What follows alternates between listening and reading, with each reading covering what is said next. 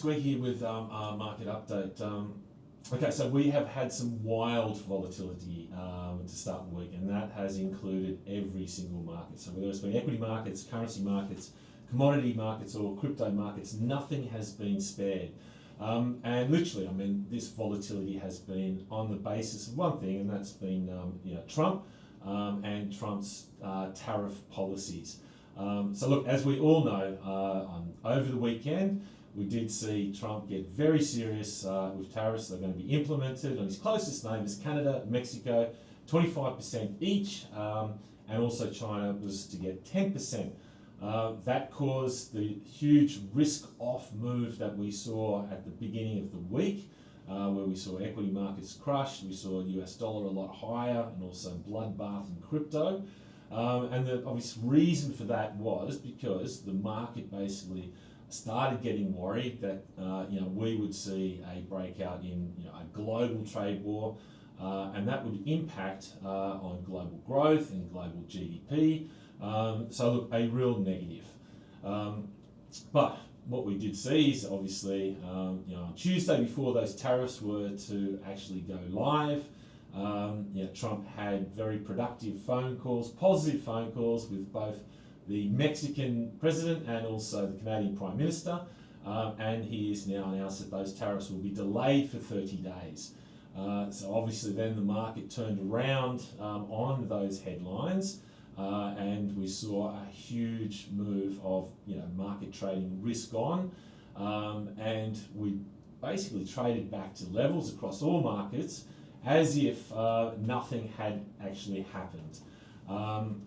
So look, the main takeaway from, I guess, what has transpired from the last couple of days with this tariff policy is that Trump's basically bark is much worse than his bite. So in essence, that Trump obviously uses this tariff policy and uses it as a big stick, to get countries to come to the table to negotiate with him.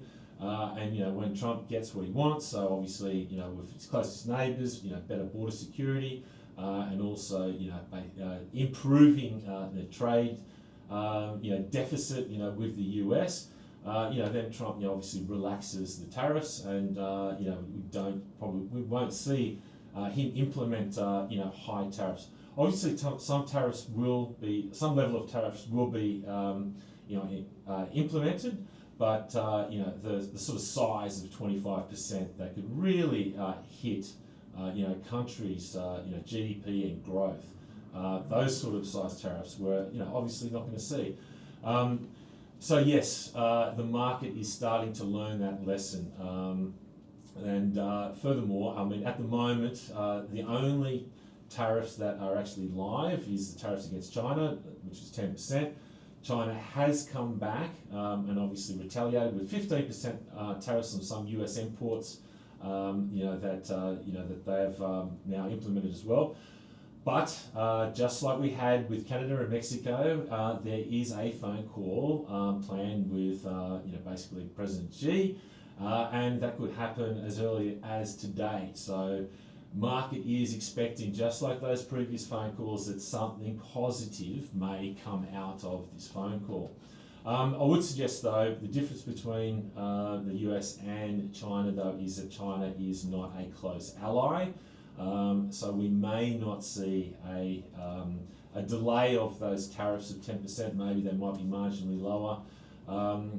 But the key takeaway there again is that Trump's bark initially, he was threatening 60% tariffs potentially on China, and his bite now is only around 10%. So that is still a huge win compared to what the market first anticipated.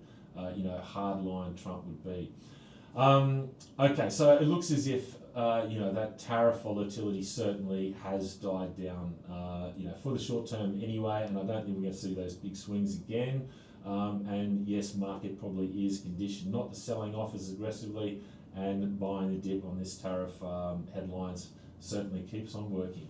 Okay, so moving along, one market that we have talked about and that is doing exceptionally well and has absolutely ignored what is going on with tariff headlines, what's going on with the US dollar up and down, what's going on with any other market, and that's been gold.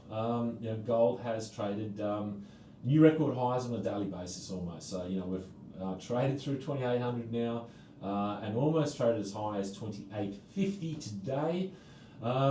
Look, the gold bulls now, when you're at record highs, it's very hard to technically look at what level is next, but certainly the gold bulls are looking for that magical 3,000 level now further out. Look, I'd imagine certainly as we do get closer, that will become a magnet. So look, 3,000 is sort of the level maybe you should be looking at. But some of the other things with gold that's worth mentioning is that seasonality does play a big role for gold. Generally at the end of the year, around December, early at the start of the following year is the best months for gold. So gold has done exactly that with seasonality. It's been very positive. We are up so far for the year, up almost 10% for gold, around 8%.